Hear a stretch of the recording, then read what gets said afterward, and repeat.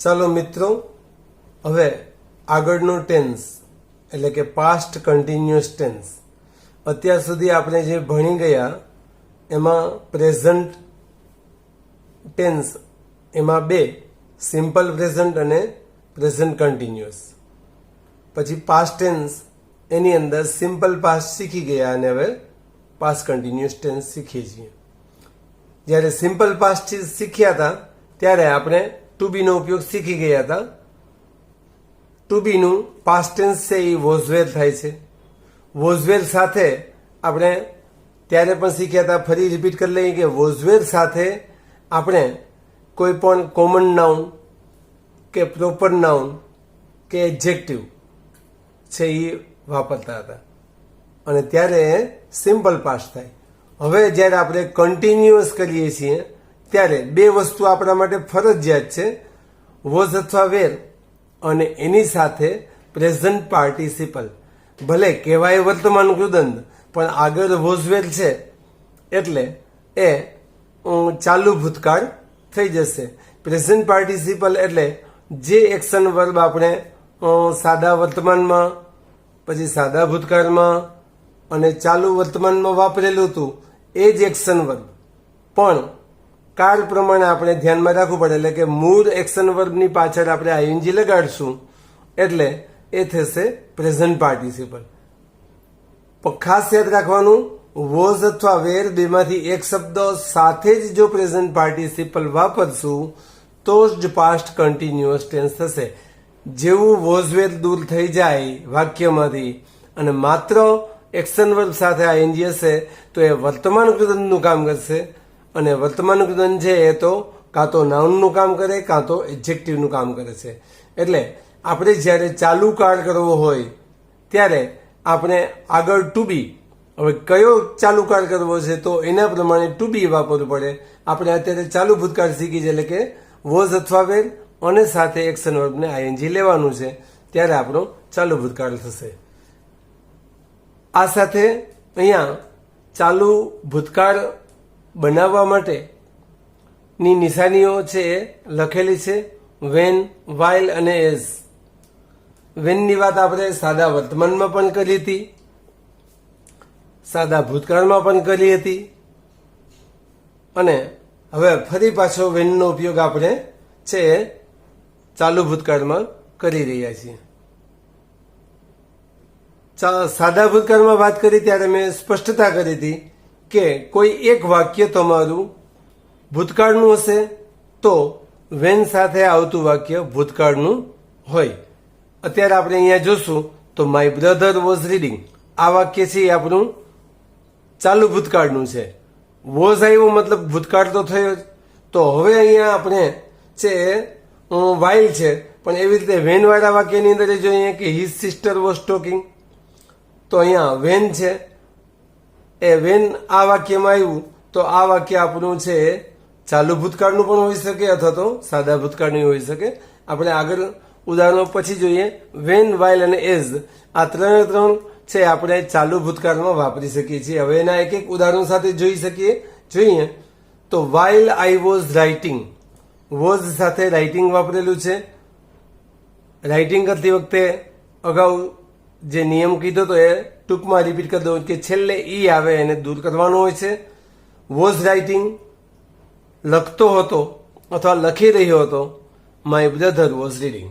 એક સાથે જ્યારે બે ક્રિયાઓ ચાલુ હોય ત્યારે બંને વાક્યો ચાલુ ભૂતકાળના હોઈ શકે. અહીંયા માય બ્રધરની ક્રિયા છે એ ચાલુ છે જ્યારે મારી પોતાની પણ ક્રિયા ચાલુ છે એટલે વોઝ રીડિંગ. એવું જરૂરી નથી કે બે ચાલુ ભૂતકાળના જ હોય. બીજું વાક્ય જોઈએ, the light went off while we were reading. તો અહીંયા આ વાક્યની અંદર ક્રિયા ચાલુ બતાવી છે જ્યારે એક વાક્યમાં ક્રિયા સાદા ભૂતકાળની બતાવી છે. એટલે એવું ક્યારેય જરૂરી નથી કે બે વાક્યો સાદા ભૂતકાળના જ હોઈ શકે કે બે ચાલુ ભૂતકાળના જ હોઈ શકે. એક વાક્ય ચાલુ ભૂતકાળ અને એક સાદો ભૂતકાળ એ હોઈ શકે. વાઇલના અર્થમાં સ્પષ્ટતા કરી દઉં કે વાઇલ વાળું વાક્ય છે એને આપણે ચાલુ કાળમાં, ચાલુ ભૂતકાળ નથી બોલતો, ચાલુ કાળમાં લખવાનું હોય છે. ચાલુ કાળ આપણે નક્કી કઈ રીતે કરવાનું છે કે બીજા વાક્યના આધારે હવે અહીંયા માય બ્રધર વોઝ રીડિંગ, આ ભૂતકાળ છે એટલે અહીંયા આપણે ચાલુ કાળ ભૂતકાળ લેવો પડે. માની લ્યો કે અહીંયા આપણે વર્તમાન લીધો હતો, ચાલુ વર્તમાન, તો આ વાક્ય આપણે અહીંયા વાઇલ વાળું છે એ ચાલુ વર્તમાનનું પણ લઈ શકીએ. એટલે અને બીજી વસ્તુ કે વાઇલ એવી જરૂર નથી કે વાઇલ પહેલા પણ આવે, વાઇલ વચ્ચે પણ આવી શકે, પણ એટલું યાદ રાખવાનું કે વાઇલ સાથેનું વાક્ય જે હોય એ વાક્ય ચાલુ કાળનું હોવું જોઈએ. ચાલુ કાળ માટે આપણે બીજા વાક્ય ઉપર નજર દોડાવી લેવાની. બીજું વાક્ય ભૂતકાળનું હશે તો આપણે વાઇલ સાથે વપરાતું વાક્ય ચાલુ ભૂતકાળનું કરવું પડે. અહીંયા વેન્ટ ઓફ ભૂતકાળ છે એટલે અહીંયા આપણે વેર રીડિંગ એમ કરીને ચાલુ ભૂતકાળ લીધો છે. નેક્સ્ટ આપણે વેન જોઈએ. જેવી રીતે વાઇલની વાત કરી હતી એ જ રીતે when he was eating, when સાથેનું વાક્ય ચાલુ ભૂતકાળનું આવ્યું. His sister was talking. બે વાક્યો ચાલુ ભૂતકાળના થયા. જેવી રીતે વાઇલના વાક્ય હતા એ જ રીતે વેનનું વાક્ય પણ છે એ બની શકે. જ્યારે બે ક્રિયા એક સાથે ચાલુ હોય તો ભૂતકાળના સમયમાં તો બંને વાક્યો ચાલુ ભૂતકાળના હોઈ શકે. વેન સાથે આપણે સાદો ભૂતકાળ શીખી ગયા હતા તો વેન ધ ટીચર કેમ ઇન ધ ક્લાસ. અહીંયા વેન વાળું વાક્ય સાદા ભૂતકાળનું છે. આઈ વોઝ ડુઈંગ મિસ્ચીફ, તો વોઝ સાથે ડુઈંગ ચાલુ ભૂતકાળ લીધો. આ જ વાક્યને તો આપણે ઉલટાવીને પણ લખી શકીએ છીએ. I was doing mischief when the teacher કેમ ઇન ધ ક્લાસ. એવું જરૂરી નથી કે વેન વાક્યની શરૂઆતમાં જ આવે, વેનને વચ્ચે પણ લઈ શકીએ છીએ, પણ ખાસ ધ્યાન એ રાખવાનું છે કે જનરલી વેન સાથે સાદો ભૂતકાળ લેવો જોઈએ, પણ હાર્ડ એન્ડ ફાસ્ટ નહીં લેવાનું કે વેન સાથે સાદો જ ભૂતકાળ આવે. કારણ કે આપણે આગલું વાક્ય જોઈ ગયા વેન હી વોઝ ઇટિંગ, ક્રિયા ચાલુ બતાવી હતી, જ્યારે અહીંયા ક્રિયા પૂરી થઈ ગઈ બતાવી. You were watching TV when my father came to your house. મેં અહીંયા જ વાત કરી હતી કે વેન વચ્ચે પણ લઈ શકાય. અહીંયા તમે જોશો તો વેન છે આપણે વચ્ચે લઈને વાક્ય બનાવીએ. યુ વેર વોચિંગ ટીવી, અહીંયા ચાલુ ભૂતકાળ આપ્યો છે તો when my father came to your house.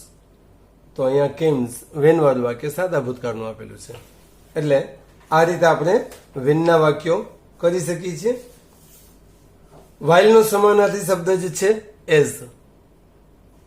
વાઇલનો મતલબ, વેનનો મતલબ અને એઝનો મતલબ છે જ્યારે અને ત્યારે થાય છે. એટલે ચાલુ ભૂતકાળની અંદર જે રીતે વાઇલનો ઉપયોગ છે એ જ રીતે આપણે અહીંયા એઝના ઉપયોગને જોઈએ. તો as she was teaching, one of the pupils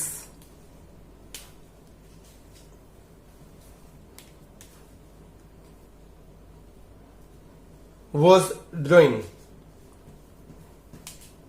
તો એઝ સાથેનું વાક્ય એક ચાલુ ભૂતકાળનું થયું, તો બીજું વાક્ય ચાલુ ભૂતકાળનું થયું.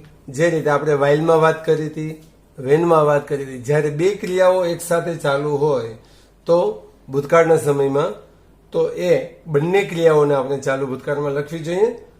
અને as she was drawing the edge of a pencil broke, પેન્સિલની આંગળી તૂટી ગઈ. તો જેવી રીતે આપણે છે એ વેનમાં જોયું હતું કે એઝ વાળું વાક્ય છે, વાઇલમાં જોયું હતું કે વાઇલ વાળું વાક્ય ચાલુ કાળનું હોવું જોઈએ, એમ એઝ સાથેનું વાક્ય ચાલુ ભૂતકાળ છે, બીજું વાક્ય છે સાદો ભૂતકાળ છે. અહીંયા ખાસ આપણે યાદ વસ્તુની એ રાખવાની કે થોડુંક માનસિક રીતે દરેકે દરેક વાક્ય વેન વપરાયું હોય, વાઇલ વપરાયું હોય કે એઝ વપરાયું હોય ત્યારે માનસિક રીતે અર્થઘટન વાક્યનું કરવું જોઈએ કે બે ક્રિયા ચાલુ હશે ભૂતકાળના, કે એક ક્રિયા પૂરી થઈ ગઈ હશે. એ રીતે અર્થઘટન કરી અને આપણે જ્યારે ખાલી જગ્યા પૂરીએ ત્યારે આ વસ્તુને આપણે ખાસ ધ્યાન રાખવાનું છે. અને ખાલી જગ્યા પૂરીએ ત્યારે આ પણ વસ્તુ ધ્યાન રાખવાની કે કોઈ પણ એક વાક્ય છે એ સાદા ભૂતકાળનું હશે ત્યારે અથવા તો ચાલુ ભૂતકાળનું હશે ત્યારે બીજા વાક્યની અંદર આપણે વિચારવાનું રહે કે બીજા વાક્યની અંદર આપણે મોટે ભાગે ભૂતકાળ આપવાનો છે, પણ કયો ભૂતકાળ આપવો, ચાલુ ભૂતકાળ આપવો કે સાદો ભૂતકાળ આપવો. એક સરળતા કહી શકાય કે માની લો કે અહીંયા માય બ્રધર વોઝ રીડિંગ આપેલું છે અને વાઇલની બાજુમાં ખાલી જગ્યા આપી છે તો વોઝ વાળું વાક્ય છે એટલા માટે થઈને આપણે અહીંયા છે ભૂતકાળનું છે એ નક્કી થશે. પણ વાઇલના નિયમ પ્રમાણે વાઇલની બાજુમાં ચાલુ ભૂતકાળ લેવો પડે એટલે આપણે અહીંયા છે ચાલુ ભૂતકાળ લઈ શકીએ. પણ આ શક્યતા કેમાં બને છે? વાઇલમાં, કે વાઇલની બાજુમાં આવતું વાક્ય ચાલુ ભૂતકાળનું છે એ થાય છે. જ્યારે વેનની અંદર આપણે આ વસ્તુને વિચારવી પડે છે. અને વાઇલના સમાનાર્થી તરીકે એસ છે, તો એસ જ્યારે વપરાતું હોય છે ત્યારે છે એ આપણે એસની બાજુમાં ચાલુ ભૂતકાળ લઈ શકીએ છીએ. ચાલો મિત્રો, હોમવર્કની અંદર છે ફાઇન્ડ આઉટ સેન્ટેન્સીસ, તમારે વાક્યો શોધવાના છે તમારી ટેક્સ્ટ બુકમાંથી of while, when and as. જે વાક્યની અંદર વાઇલ વપરાયું હોય, વેન વપરાયું હોય અને એસ વપરાયું હોય એવા વાક્યો શોધવાના છે. સાથે સાથે બીજી વસ્તુ પણ ધ્યાન રાખવાની, ઇન વિચ કન્ટિન્યુઅસ પાસ્ટ, કે જેની અંદર ચાલુ ભૂતકાળ પણ સાથે વપરાયો હોવો જોઈએ. માત્ર વાઇલ, વેન અને એસના જ વાક્યો નથી શોધવાના, પણ ભેગો ચાલુ ભૂતકાળ, મતલબ કે વોઝ વેર સાથે પ્રેઝન્ટ પાર્ટિસિપલ વપરાયું હોય, એટલે કે એક્શન વર્બની સાથે આઈએનજી જોડાયેલું હોય એવા જ વાક્યો આપણે કન્ટિન્યુઅસ પાસ્ટ કહેવાય. તો એવા વાક્યો શોધવાના છે. આટલું જ માત્ર શોધવાનું છે અને આવા વાક્યો છે એ તમારે સમજવા પ્રયત્ન કરવાનો છે. Thank you.